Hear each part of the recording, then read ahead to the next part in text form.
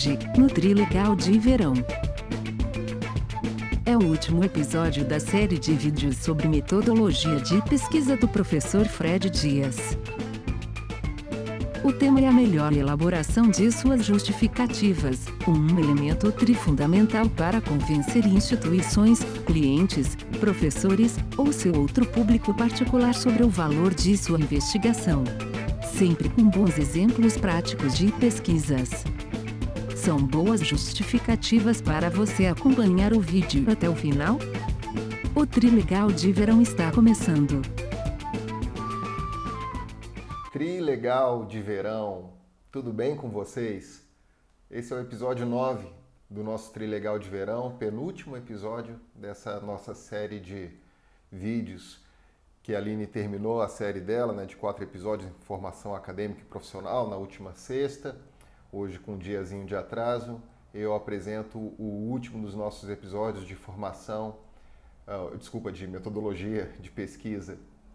Temos ainda um episódio em que faremos já juntos, eu e a Aline, que maravilha de volta fazer junto o podcast, Já estava dando ansiedade desse retorno do que é de fato o nosso podcast. Você que não conhece, Trilegal Podcast em Relações Internacionais, a gente está debatendo aqui temas urgentes, relevantes, sempre com um convidado, por isso a ideia do do trio, ao mesmo tempo da teoria de relações internacionais, que é o que torna o nosso debate mais preciso, consistente com os fatos da realidade. Outro dia a gente estava falando como a gente acertou na nossa reflexão sobre o que seria ali o processo pós-eleitoral da Alemanha. Dei uma olhada lá no episódio sobre a Alemanha, sobre a despedida da Angela Merkel.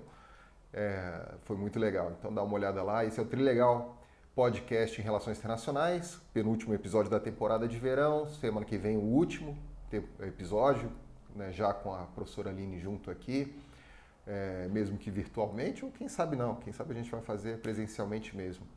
Então, depois a gente retorna desse último episódio, a gente vai retornar a nossa segunda temporada, provavelmente com o tema da Ucrânia, que está explodindo aí, está todo mundo acompanhando, estava lendo coisa agora sobre o que está acontecendo lá. Então, não percam esse retorno, a gente vai tentar trazer especialistas aí para debater a questão, então não percam esse retorno. Por isso, ative o sininho de notificações, se inscreva no canal se ainda não é inscrito, sempre deixe seu comentário. A gente recebeu comentários muito legais aí no nosso último episódio e a gente quer ter sempre esse contato aí com vocês. Beatrice, o Pedro, o Bruno, assistiram aí e fizeram seus comentários, então a gente agradece muito. Vamos continuar trabalhando aqui para crescer, o que esse canal pode contribuir com vocês. Bom, então é isso, fizemos aquele protocolozinho básico do YouTube, de inscrição no canal, comentários. Deixe seu like, ajuda muita gente, Ainda mais nesse momento bem inicial que a gente tem, de dezenas de views ainda, A gente quer crescer muito mais que isso e a gente precisa dos likes aí da nossa comunidade. Então, gente, vamos lembrar o que foram os nossos últimos episódios dessa série de vídeos em metodologia de pesquisa. São 4 episódios que a gente tinha planejado, então a gente começou com uma discussão bem geral sobre a importância da pesquisa, não só para a sua vida acadêmica, mas sim para a sua vida profissional, porque se você é analista, você quer apresentar a análise da realidade, Você quer antecipar, por exemplo, uma questão muito interessante, que a gente talvez não toque aqui, mesmo no nosso retorno, é sobre o que vai acontecer na Ucrânia. Óbvio que a gente não não tem bola de cristal, não trabalha com predição do futuro, nesse sentido mais místico. A gente trabalha com ferramentas que permitem a gente tentar dizer o que está acontecendo e antecipar melhores, piores cenários para o que vai acontecer lá. Então a coisa está bem quente. E a gente faz isso com metodologia de pesquisa, mesmo no mundo profissional. Esse era o ponto do primeiro episódio. No segundo episódio, a gente falou sobre como encontrar qualquer texto acadêmico na internet, de graça. Falamos isso, obviamente, não num contexto de larápiagem, de ladronagem, óbvio, de pirataria. A gente está falando isso dentro de um contexto da ciência livre, né? A ciência é pública, ela precisa de ratificação, né, de colegas, ela precisa de convencimento, né, de uma comunidade. Então, para isso, o trabalho, né, da ciência tem que ser público, para que outros cientistas possam acessá-lo, né, verificar os seus resultados, reproduzir, replicar a pesquisa.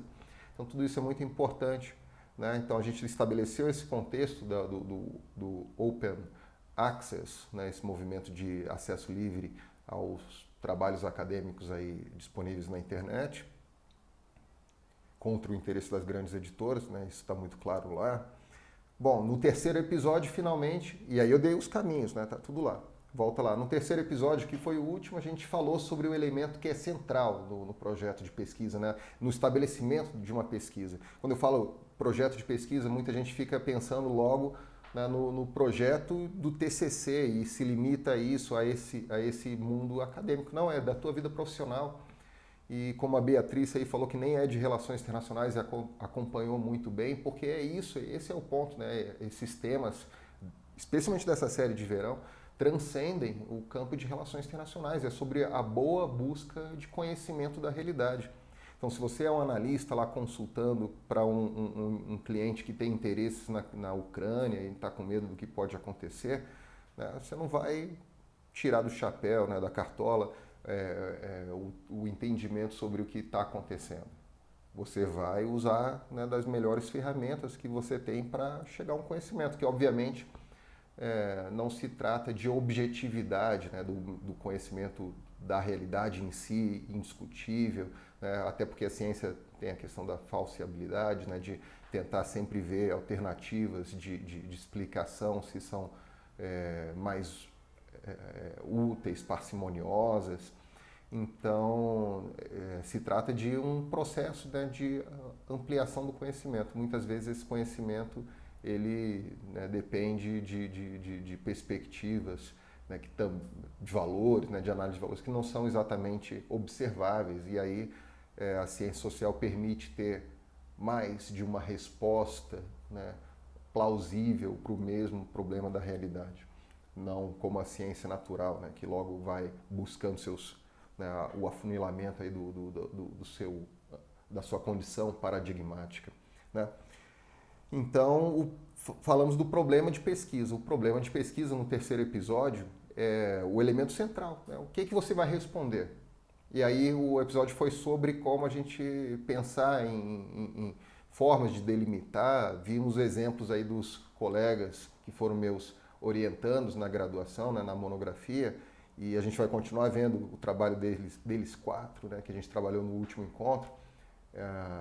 A Renata, a Maria Luísa, o Pedro Bruno, né, nosso comentarista da vez aí, e o Eduardo.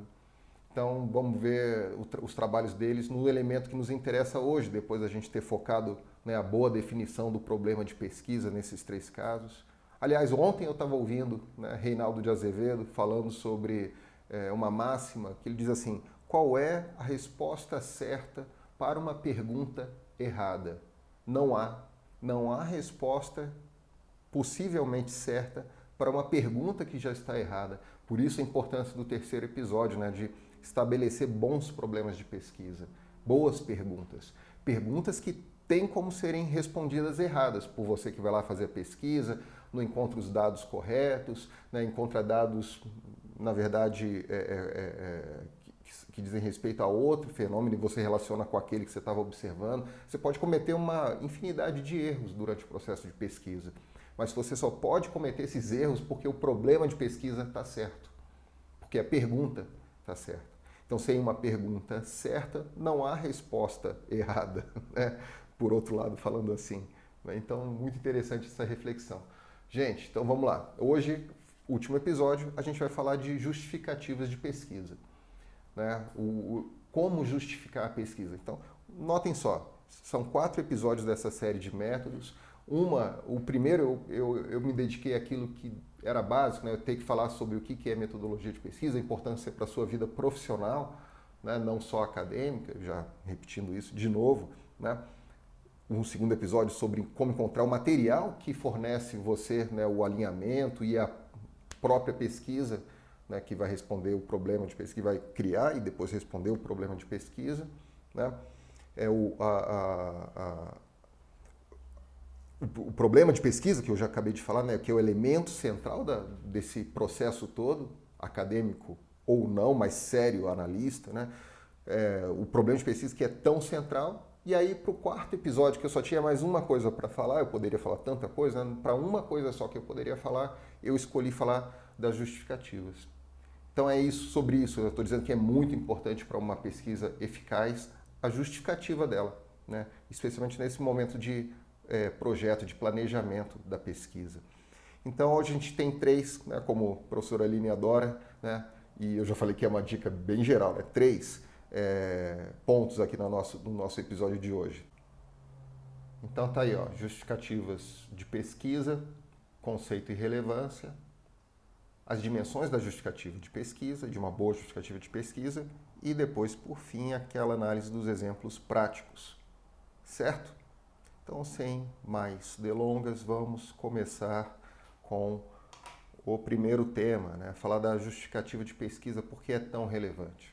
Porque eu acho, né, e por isso escolhi estar aqui, porque eu acho que é ele que convence o público-alvo da sua pesquisa que aquela pesquisa faz sentido para o interesse desse seu público-alvo, né, que está interessado, né, ou seja, as pessoas que estão interessadas em ler o seu trabalho. Né, sei lá, você publicou um trabalho em 2022, mas ele vai ser lido em 2050, não é essa a questão. Ou seja, quem está interessado, né, quer entender por que, né, deveria ler aquele seu texto, né, sobre aquela temática.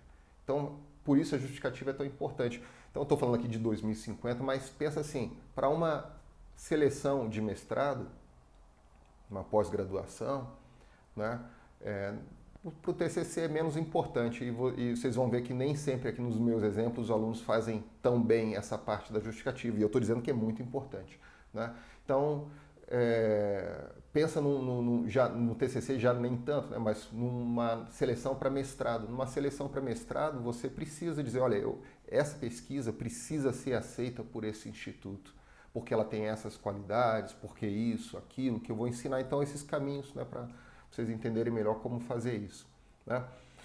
Mestrado, imagina para o seu cliente. O seu cliente te apresenta um problema, não sabe como resolver, e você propõe um tipo de análise que a resposta que você não tem ainda, que justamente é fruto do que ele vai pagar para mobilizar vocês.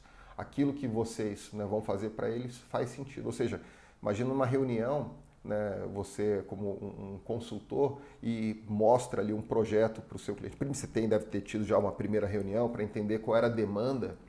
Eu acho que isso tem a ver com o objetivo da pesquisa, que também foi tema do último episódio. Você diz, olha, eu vou resolver esse teu objetivo com essa, né, investigação, com essa problemática. A resposta disso vai dar para a gente, né, o material necessário para estabelecer alternativas, estratégias, mas esse conhecimento da realidade é fundamental.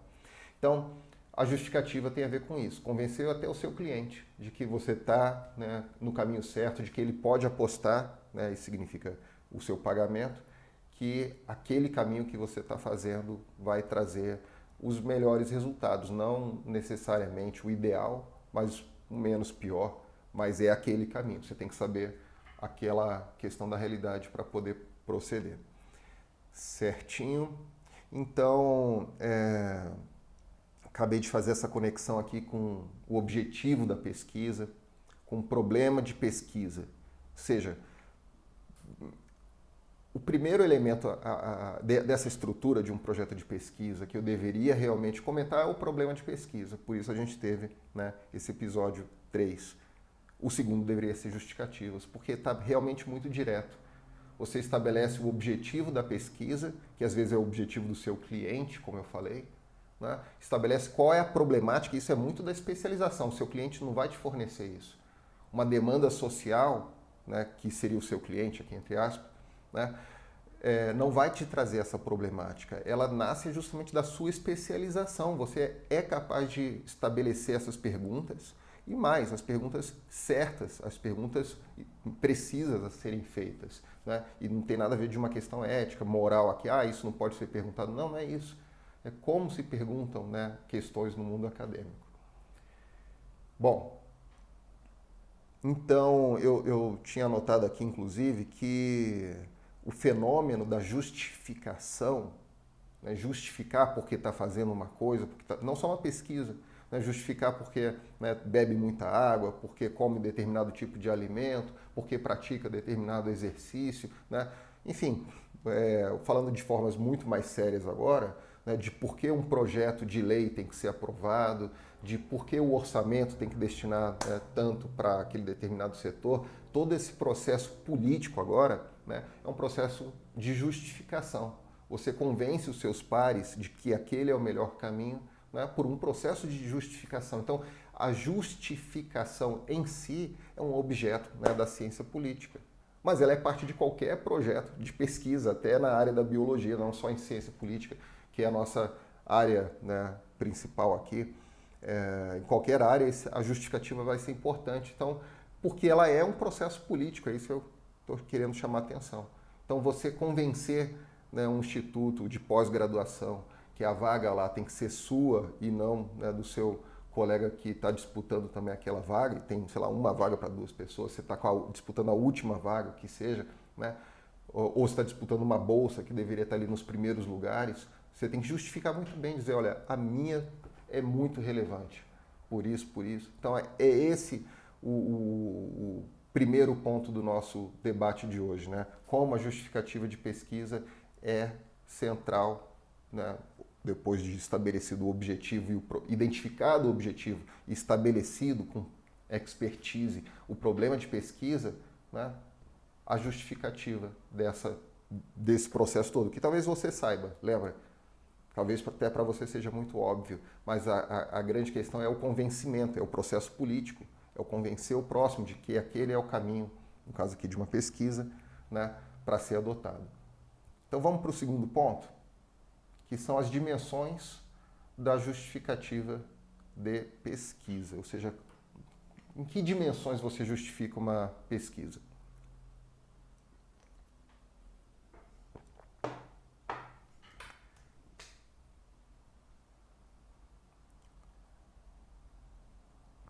Ou seja, em que dimensões você justifica uma pesquisa?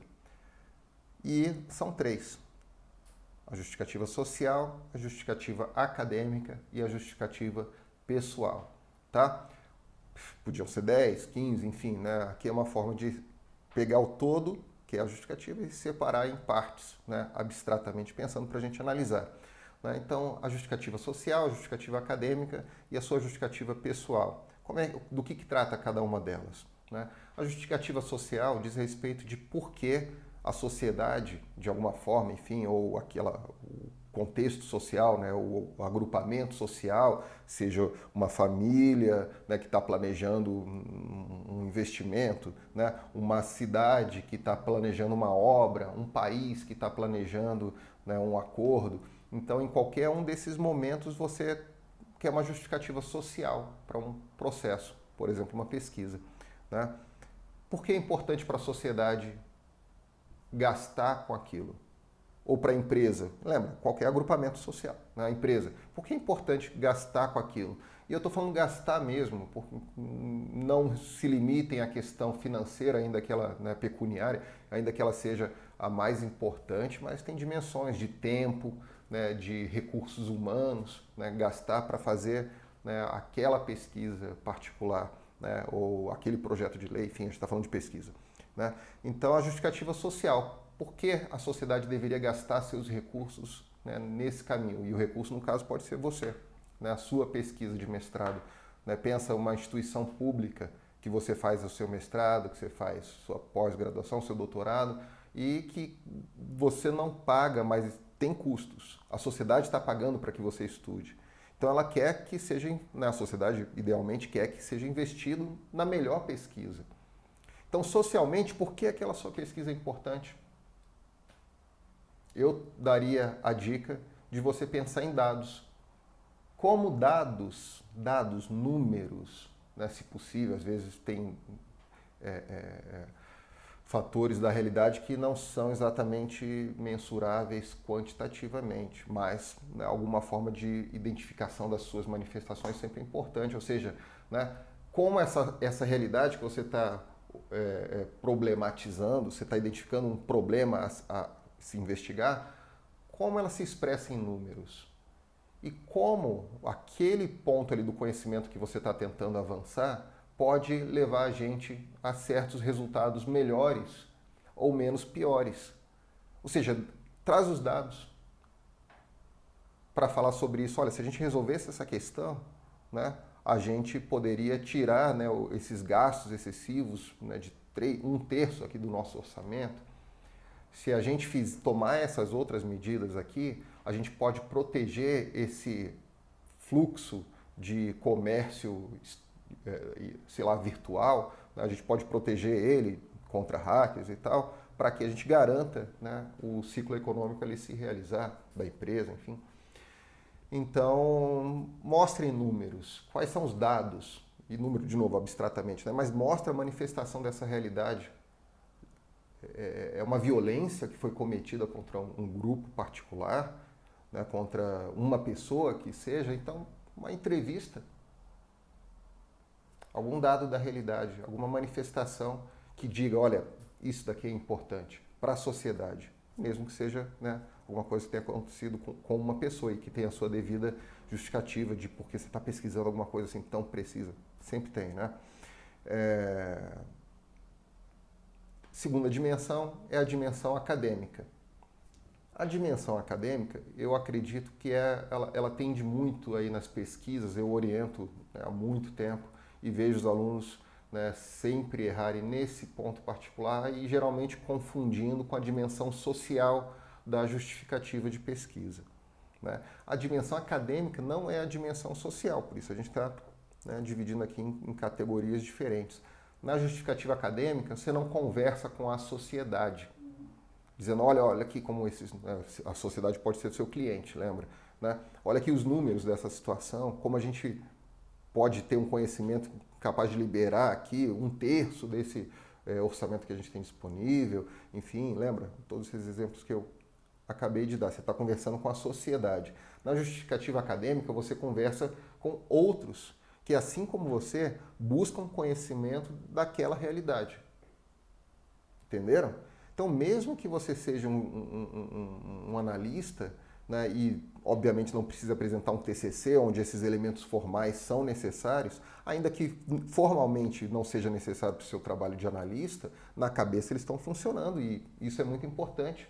Mesmo que não esteja, né, explícito ali no papel, você tenha noção de, academicamente, essa pergunta que você fez, talvez socialmente tenha uma boa justificativa, você já apresentou.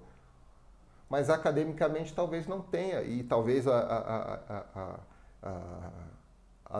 não justificativa aí para isso seja o fato de que aquela mesma pergunta que você imaginou já foi feita e respondida. Uma boa pesquisa. Ou seja, talvez você não conheça a pesquisa.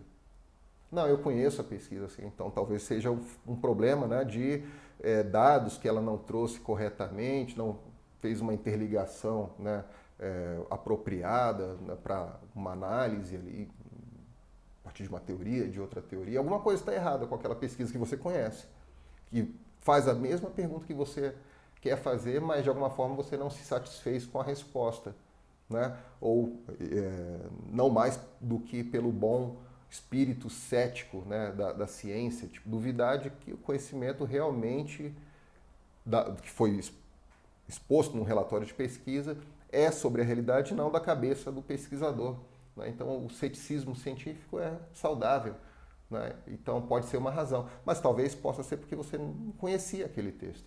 Então a justificativa é acadêmica. Por que você deveria fazer essa pesquisa? Dado as pesquisas que existem, né, numa área de conhecimento.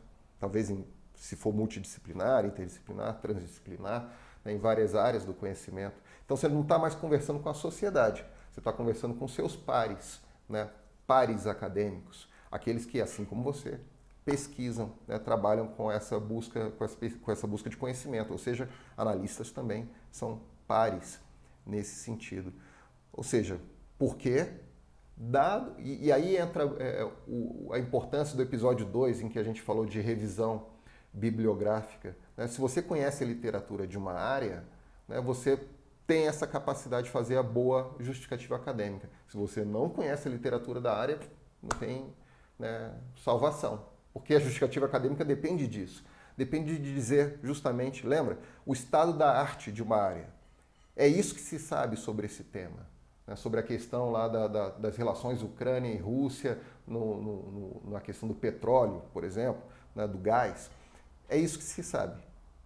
Por isso eu estou fazendo essa pergunta. Porque talvez ela não tenha sido respondida, porque ela tenha sido respondida de uma forma enviesada, incompleta. Né? Então, o episódio 2 é que trata de revisão bibliográfica e da busca de textos, né? Encontrar textos para montar essa revisão bibliográfica. Então, a justificativa acadêmica depende desse conhecimento, né, que a revisão bibliográfica permite.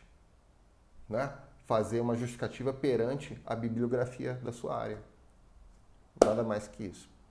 Justificativa pessoal, portanto, encerrando aqui nossas 3 dimensões, né, da justificação de uma pesquisa. A justificativa pessoal é meio óbvia. Né? Diz respeito... A justificação pessoal é meio óbvia, né? Diz respeito a como você chegou, né, nessa problemática. Lembra-se, isso daqui eu acho que talvez esse seja o ponto mais acadêmico, né? Menos profissional, assim, né? Seria muita formalidade para o mundo profissional. Ser justificado no ponto pessoal porque você está fazendo a pesquisa, né? Mas para o mundo acadêmico é importante. A gente quer saber por que você escolheu, né, como acadêmico, que não está recebendo, está, né, fazendo a pesquisa pelo avanço do conhecimento, pela sua própria especialização, né, por que aquela pesquisa é importante do seu ponto de vista pessoal? Porque é um caminho da sua pesquisa? Pode ser, eu trilho esse caminho há 10 anos tal, e, né, por isso cheguei a essas conclusões, mas esse ponto me faltava. Bom, está justificando a sua pesquisa. Né, do ponto de vista pessoal mesmo. Porque eu quero fazer carreira nessa área, então eu estou estudando temas de defesa porque eu quero fazer uma carreira como analista de defesa, para trabalhar no Ministério da Defesa, né, fazer o concurso lá e trabalhar como assessor. Você pode ter uma lembrança ruim. Você imagina um médico, né, um biomédico que estuda o câncer e, né, tem justamente casos de câncer na família, levou o pai, sei lá, levou a mãe, alguém muito próximo, e ele dedica a sua vida acadêmica a isso, a entender melhor aquela doença que levou uma pessoa tão querida. É uma justificativa pessoal, né, muito bonita. Tudo isso é muito importante, mas sempre tem aquela preocupação, mas professor, não é isso o problema, né, o limite do conhecimento científico, a subjetividade, ou seja, você enquanto sujeito do conhecimento, né, aquele que produz o conhecimento, você não está revelando seus vieses? Não. Você está revelando seus potenciais vieses. Isso é muito importante no mundo acadêmico. Você quer que o seu avaliador, o seu par acadêmico, né, saiba que você tem, né, certos compromissos. Inclusive, né, me foge aqui o nome, deixa eu ver se eu consigo lembrar. Quando você publica artigos assim no exterior, né, foi lá que eu vi o caso, você tem que fazer uma declaração, disclosure, agora me foge o nome, né, de interesses. Você faz uma declaração de que não tem interesse naquele seu tema, não trabalha para uma empresa que pode ganhar ou perder conforme, né, se diga alguma coisa daquele tema, né? Tipo, você trabalha numa agência de avaliação de risco de um país e faz uma análise que pode até ser científica mesmo, né, toda precisa, mas que é uma análise que pega pesado nas deficiências estruturais, logísticas do país, ou seja, isso pode afetar, né, saber disso mais claramente, pode afetar o cálculo do risco país, nesse caso, né? Ou seja, isso impede você de fazer pesquisa de jeito nenhum, mas levanta ainda mais do que aquele ceticismo que eu falava há pouco, né, as orelhinhas dos seus pares para pensar, pô, será que tem interesses aqui envolvidos e ele chegou a essa conclusão por isso, então nenhum problema. Eles vão revisar o seu processo da pesquisa, desde o seu projeto principalmente, né? Ele projetou fazer essa pesquisa por que método? Foi apropriada essa escolha ou foi interesse? Né? Foi boa, foi apropriada? Legal. E os dados? Foram os melhores dados ou foram interesse?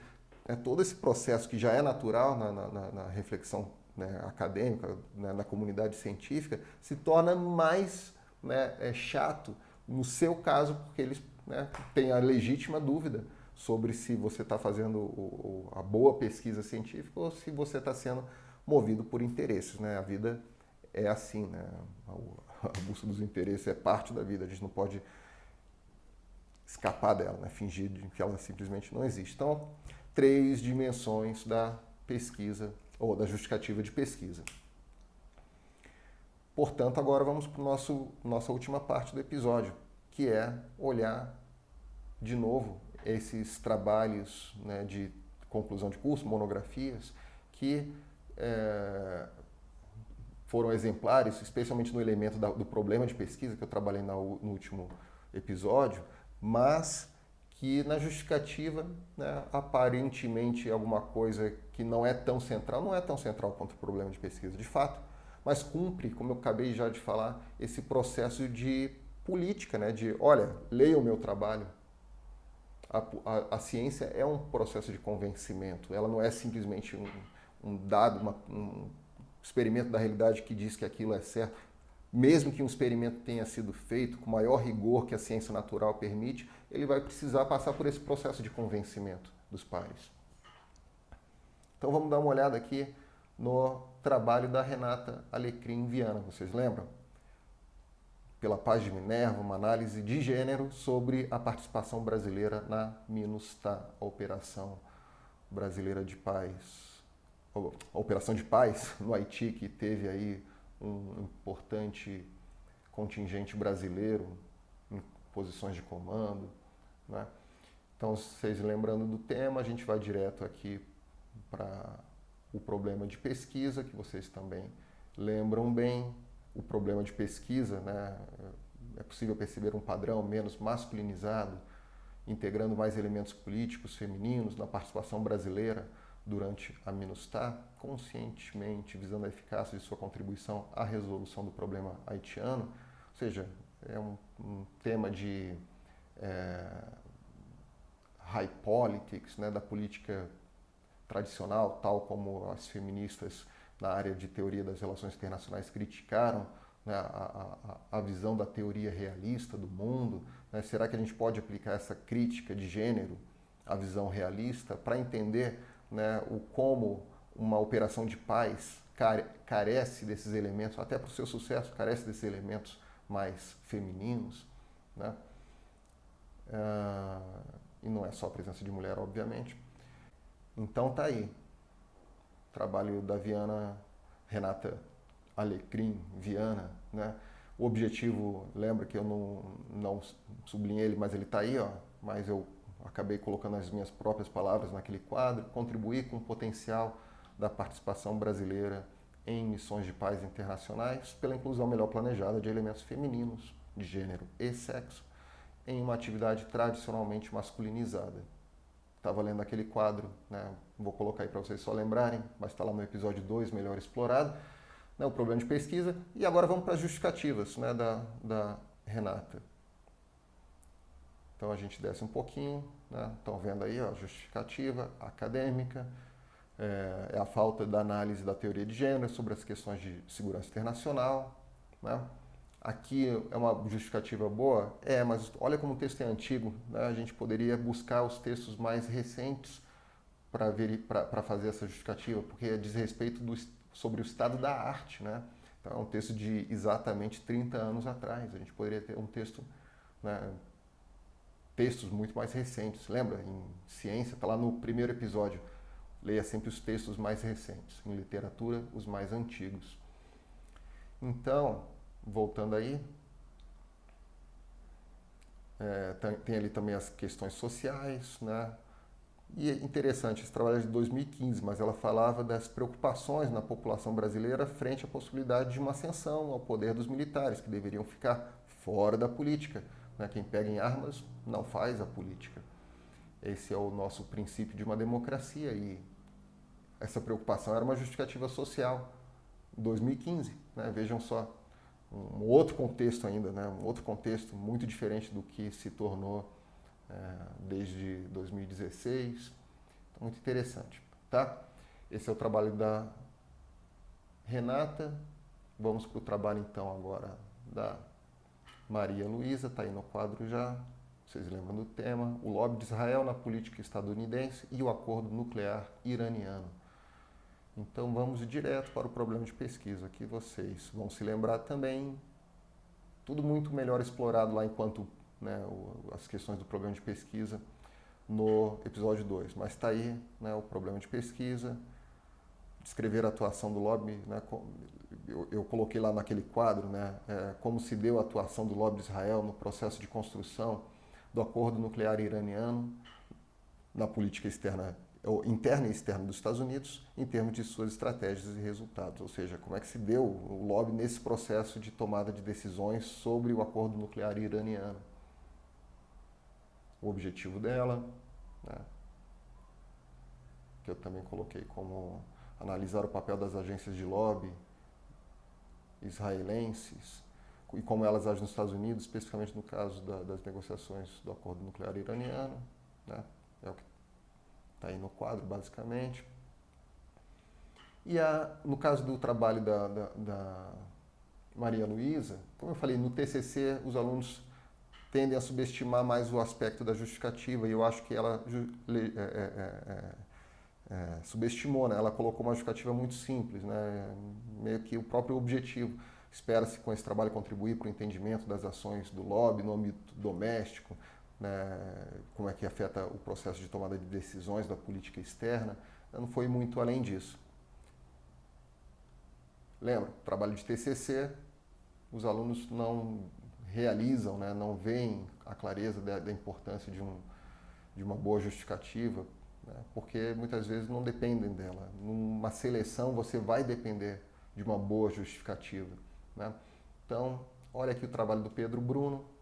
Vocês lembram a interpretação presidencial, a política externa da China, segundo Obama e Trump, trabalho já de 2019, da Maria Luísa agora era de 2017, sobre o Irã, o acordo nuclear iraniano, né? Vamos direto para o problema de pesquisa do Pedro Bruno, e está aí na tela.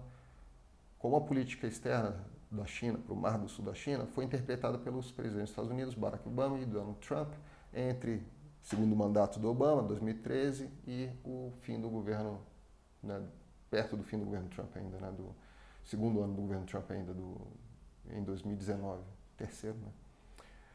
E o objetivo aí, a meta geral, é contribuir para uma compreensão mais sistemática da subjetividade das relações internacionais. Aqui, lembra, eu gosto muito por causa da separação clara entre o objetivo e o problema de pesquisa, mas vamos para as justificativas. Colocou aí o Pedro. Para a academia, a existência de muitos estudos e pesquisas sobre o Mar do Sul da China e a centralidade do confronto entre as duas potências não integrou a abordagem sobre o papel da interpretação de forma muito profunda. Então, lembra, Pedro, aqui é quase que uma acusação que a gente faz ao campo. Olha, não existem trabalhos que olham para a questão das políticas chinesas para o Mar do Sul da China, desde um ponto de vista da presidência americana, e uma abordagem interpretativa, né? Ou seja, a gente precisa, episódio 2, entender a bibliografia da sua área, o que já se pesquisou na sua área. A gente precisa entender a bibliografia dela, a literatura dessa área, para poder dizer, olha, não pesquisaram isso, por isso deveriam apostar na minha pesquisa. Excelente justificativa, né? Se realmente vinga lá com a revisão bibliográfica. Depois aqui ele tem uma justificativa social, né, que ele não falou exatamente social, mas eu identifiquei aqui, ó, a relevância concreta dessa pesquisa, né, é o que representa o Mar do Sul da China.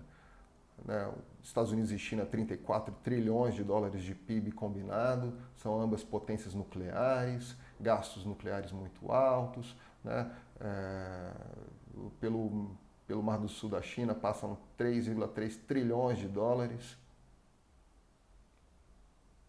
60% do comércio internacional, se não me engano, daquela região.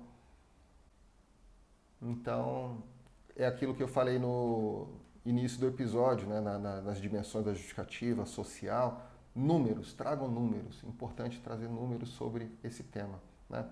Só lembrar aqui a justificativa acadêmica do Pedro, seria importante ele ter trazido, né, as referências, né, os textos que existem, porque não é possível que não exista nenhum texto, né, fazendo uma análise interpretativa nos Estados Unidos, tal, sobre a política externa da China para aquela região.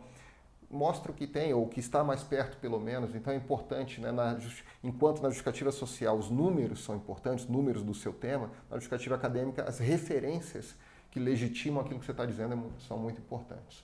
Tá? Então vamos dar uma olhada, por fim, no trabalho do Eduardo. E o Eduardo já é um trabalho de 2020.